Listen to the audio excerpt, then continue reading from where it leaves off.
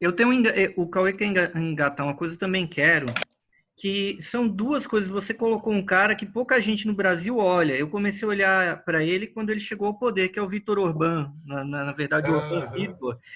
Porque, e muito pouca gente olha, porque eu entendo o preciosismo técnico de negar o caráter fascismo do Bolsonaro, mas me parece equivocado. Não sei se você concorda.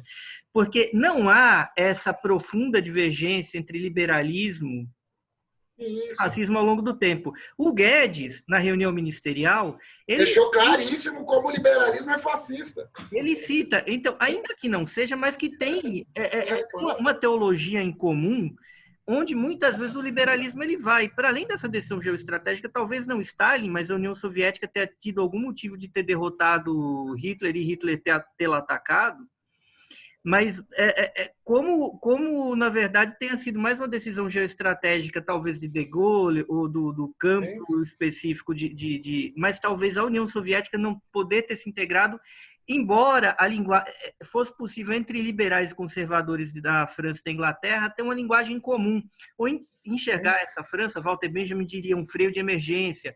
Isso. Walter Benjamin diz que a revolução é um freio de emergência, mas, por outro lado, é possível a gente imaginar o fascismo como esse freio de emergência, porque Orbán, voltando a ele, é do partido originalmente liberal. O Fidesz não era o partido nacionalista húngaro, era o partido liberal.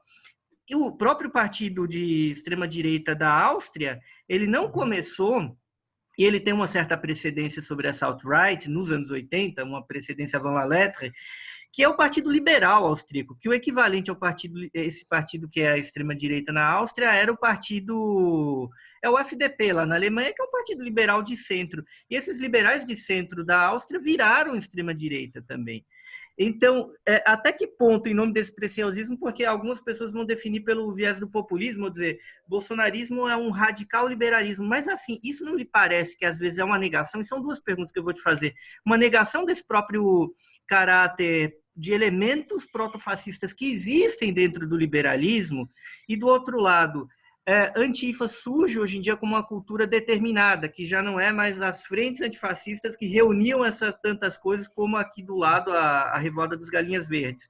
Mas será que não é possível o Antifa como uma contracultura até Sim, sim. determinada também se É alargar mais isso para do as que uma condições frente. específicas do Brasil de hoje? Sim, sim. Não, acho que, cara, muito bom você colocou e importante. Primeiro, não é um consenso que mesmo o fascismo histórico seja tão antiliberal quanto a historiografia oficial gosta de colocar. E aí eu vou citar um historiador e um militante. Né? E desse militante derivar um fato histórico que vai ao encontro do que você colocou e, de uma certa maneira, confirma. Existe um tijolão desse tamanho, que acho que um dos responsáveis por popularizar esse autor, o autor não, porque ele foi traduzido para o português já em 68 pelos anarquistas do Rio de Janeiro, mas mais recentemente quem recorria muito a esse autor era o Maurício Strattenberg. Existia um tijolo desse tamanho de um historiador francês, vindo das alas luxemburguistas, que no fim da vida bandiou para o anarquismo, né? No fim da vida não, mas mais velho bandiou para o anarquismo, chamado Daniel Guérin. E o Daniel Guérin, esse tijolão, chama Fascismo em Grande Capital. E no Fascismo em Grande Capital ele vai mostrar que quase a mesma coisa que você falou aí, digamos assim, subvertendo a ideia de revolução do Benjamin. O fascismo é o freio de emergência do capitalismo. Quer dizer, é o meio pelo qual o capitalismo, quando vê a coisa escapar do dedo dele, fala, opa! E aí, uma das coisas um dos fatos que o Daniel Guerra mobiliza é o papel da família Krupp no regime nacional socialista alemão. Né? Mesmo figuras como o Wittgenstein, né? O pai dele era um grande industrial do ferro na Áustria, ele tem que sair correndo ali, quase perde toda a herança por conta disso, né? Enfim. Então não quando eu falo, assim, acho que é um pouco, né, o excesso de Foucaultianismo na minha análise. Assim, eu sempre acho que ideologia explica muito pouca coisa. Seja ideologia na acepção marxista, de falseamento da realidade, né, marxista-leninista, seja ideologia no sentido de identificação política, porque no final o que define as coisas é o jogo de forças nas relações de poder. Né?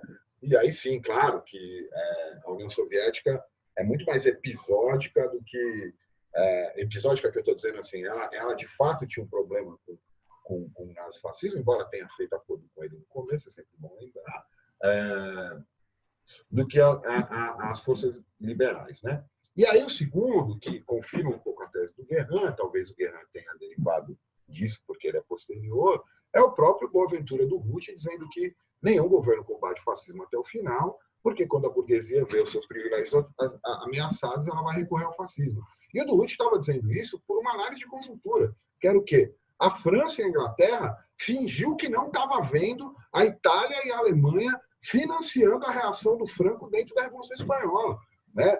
Eles só atentaram para a coisa quando, segundo um riquíssimo relato do George Orwell no Homenagem à Catalunha, né, o stalinismo fudeu com as forças populares lá, né, os stalinistas vão discordar, mas o fato é esse, basta ler o que o stalinismo fez com os anarquistas e com o POUM lá, que foi uma sacanagem, né, e eu sigo a leitura do Orwell. O Homenagem à Catalunha é um dos livros muito marcantes para mim. E eles, de um lado, foi isso, e de outro foi a Inglaterra e a França, se existisse mesmo esse ímpeto antifascista neles, eles teriam socorrido o governo popular muito antes. Porque a gente tem que lembrar também que o governo popular foi um governo de reação ao totalitarismo mais reacionário. E a composição de frente era tão generosa, digamos assim, que é o único momento na história que você tem anarquistas no ministério. Federica Montseny foi ministra da Saúde na Revolução Espanhola, a primeira a legalizar o aborto ali, como governo ocidental. Garcia Oliver foi ministro da Justiça, Diego Abad de Santillan foi ministro da Economia. Então, assim, era uma frente muito, muito generosa, né? A esse ponto. Claro, no Ruth odiou isso. O Ruth é chamado pelo governo da Generalitat da Catalunha, ele mete o cano em cima da mesa e fala assim: eu não vou participar de governo porra nenhuma, eu vou pegar fascista na bala. E ele fala que eu estou fazendo isso porque é um pouco uma tradução mais ou menos fidedigna, porque o do Ruth era um homem do povo, né, cara? Ele não era intelectual tal, mas era um cara muito sacado, muito perspicaz. Então, primeiro, em relação ao fascismo histórico, também é questionável essa oposição do liberalismo. Em relação ao contemporâneo, acho que você lembrou bem do Viktor Orbán, mas, cara, se você for olhar tudo, no fundo, todos esses governos contemporâneos, acho que para a gente aqui, o exemplo mais claro é a posição do Paulo Guedes na dita reunião de 22 de abril de 2020. Que, aliás, é maravilhoso, né, cara? A história tem essas coincidências, né? Essa reunião foi feita no dia do descobrimento do Brasil. Né? Quer dizer, os caras descobriram o Brasil. Sabe assim? Tipo, o Brasil é aquilo ali, mano. O Brasil é aquela merda que vocês viram naquela reunião. Sabe? E o que você vê ali? O Guedes não tem nada de fiador externo do governo Bolsonaro.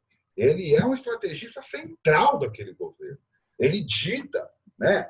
Lembremos que a reunião estava ocorrendo para a apresentação do dito Plano Marshall dos militares, que ele foi o primeiro a dizer assim, ó, pode parar com esse negócio de Plano Marshall. Muita gente falou que quando ele fala que leu 8 livros da Reconstrução, ele estava se referindo a uma certa literatura da economia nazista. Isso não é verdade, quer dizer, não sei se é verdade, mas a minha interpretação não é essa. Para mim, ele estava se referindo aos documentos do colóquio Walter Lippmann, que foi a grande emergência do neoliberalismo contemporâneo, isso ficou conta no Nascimento da Biopolítica e é retomado pelo Dardo Nova Razão do Mundo. O Congresso Walter Lippmann é o congresso que vai retomar as teses da escola austríaca e vai dizer assim, olha, esses planos de reconstrução, seja o plano Marshall, seja o plano Beveridge na Inglaterra, eles têm o germe do fascismo. Porque, no fundo, né, para bem da verdade, essa é a grande origem da absurda, do absurdo meme da extrema-direita dizer que o nazismo é de esquerda, porque, no fundo, o caminho da servidão, do Friedrich Hayek, que era o pupilo do Ludwig von Mises, que vai para a Inglaterra, em 1945, lança esse livro, que fez pouco sucesso na Inglaterra, mas vai fazer muito sucesso em Chicago, muito tempo depois, aí com a famigerada escola de Chicago, de onde saiu os Chicago Boys, que vão assessorar o Pinochet na primeira grande experiência do neoliberalismo. E aí, já tá vendo? No nascedor já vai. A primeira grande experiência do neoliberalismo é uma experiência autoritária, pô. Entendeu? É uma experiência que mata um presidente dentro do palácio, né? A gente é executado dentro do La Moneda, enfim.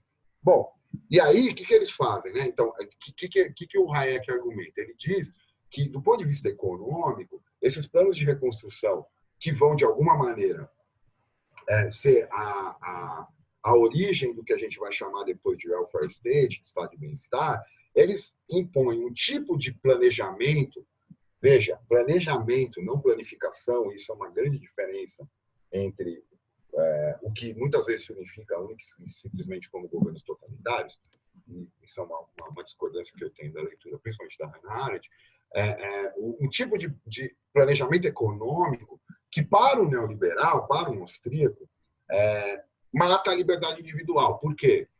Interfere demais na concorrência, né? Porque a grande mudança ontológica do liberalismo clássico com o liberalismo, que se chama de neoliberalismo, ultraliberalismo e tal, é que o homem, a antropologia do liberal no Adam Smith é o homem da troca. Né? O David Graeber vai tratar isso longamente lá no seu Debit, né? Do Dívida. Mas foi traduzido em português também. Só para fechar isso aqui, enquanto a ontologia do neoliberal é o homem que compete. Então, a questão do neoliberalismo é como criar um governo forte o suficiente que não interfira diretamente, mas indiretamente. Interferir indiretamente é criar uma moldura jurídica e securitária para que dentro dessa moldura os homens se peguem. O único problema, o erro aí da previsão é que, cara, competição ela não é só sublimada por competição econômica. Uma hora vira guerra. Basta olhar a história das máfias. Então, a questão é, para fechar isso, o Guedes ali ele estava se referindo explicitamente à crítica neoliberal dos projetos de reconstrução do pós-guerra, seja projetos como mais amplos do Marshall, seja projetos como o Plano Beveridge, seja, obviamente, toda a derivação do New Deal nos Estados Unidos. Cara, eles demoraram 30 anos para emplacar essa leitura. Só que quando emplacou, foi avassalador. Então, assim, não há contradição entre autoritarismo e neoliberalismo, porque o problema deles é uma visão do o que a economia clássica ela vai chamar de homos econômicos, né? E aí, a grande diferença, o Theodor Schultz, que é também um professor lá da Escola de Economia de Chicago, ele vai dizer, olha, o grande erro da economia política clássica é achar que só o trabalho gera valor na relação com o capital aqui entendido como capacidade produtiva. E, na verdade, todo trabalhador possui um capital. Porque o que é capital? Capital é aquele valor do qual você pode gerar valor dele, né? Você pode derivar valor dele. Ele vai fundar a conceito de capital humano, que inclusive está na boca de ditos não neoliberais aí. Então, a grande questão é uma questão de mudança ontológica. É por isso que o Foucault vai dizer que o neoliberalismo não é uma teoria econômica, não é uma ideologia, é uma certa forma de ser e imaginar no mundo. E essa certa forma de ser e imaginar no mundo admite sim o autoritarismo, desde que a concorrência seja garantida. Esse é o papo. Então, não tem. Antifa, né, para responder a sua segunda pergunta muito rapidamente, que ela exige menos mediação, a Antifa contemporânea ela é também uma resposta de uma nova forma de vida. Quer dizer, de uma outra forma de vida, uma vida não fascista, uma vida que não é homofóbica, uma vida que não é racista, uma vida que não é machista. Então, nesse sentido que não tem a ver com as frentes de lá, porque não é um pulo ideológico, é uma forma de ser. E aí, qual que é o limite? O que é o insuportável da Antifa? Ele admite a autodefesa. Ele fala, então, diante de um machista, diante de um dos capítulos que eu mais gosto no livro do Marx, é o capítulo onde ele discute a liberdade de expressão. Ele fala, olha, não tem contradição nenhuma entre calar a boca de um fascista e ser contra a liberdade de expressão, como os liberais querem que a gente faça. Por quê? No limite, quem tem liberdade de expressão com esse bando de corporação de comunicação? Que liberdade de expressão você tem se a comunicação do mundo está na mão de 3 empresas, do Facebook, da Microsoft e da Google? Entendeu? Bom, sabe, para de falar bobagem. Então, acho que é isso.